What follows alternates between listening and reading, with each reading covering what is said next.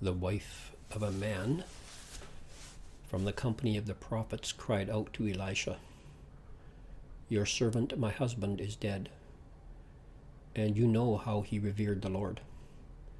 But now his creditor is coming to take my 2 boys as his slaves." Elisha replied to her, "How can I help you? Tell me, what do you have in your house?" "Your servant has nothing there at all," she said, "except for a small jar of olive oil." Elisha said, "Go around and ask all your neighbors for empty jars. Don't ask for just a few. Then go inside and shut the door behind you and your sons.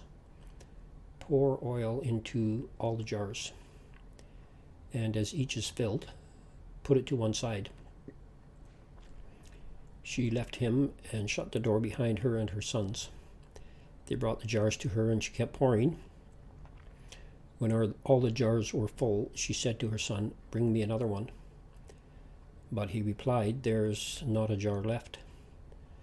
Then the oil stopped flowing. She went and told the man of God, and he said, "Go sell the oil and pay your debts. You and your sons can live off of what is left." This just reminds me of how God's ways are not our ways. If I think about the story, it's certainly not a reasonable, logical instruction that Elisha gave to the widow here, the young widow. But it's true that God's ways aren't our ways. I started reading a book by Chris Valentin. It's called Spiritual Intelligence.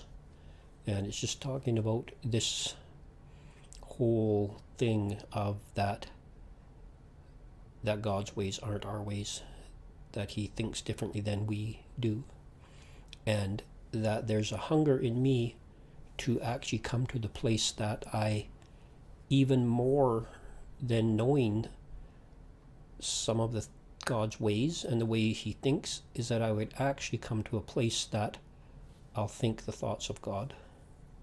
This story isn't a formula for provision. It's a story that tells us that God has limitless ways that he takes care of us. So we just thank you, Father, that you are a good Father and you care for us. Help us to know your ways.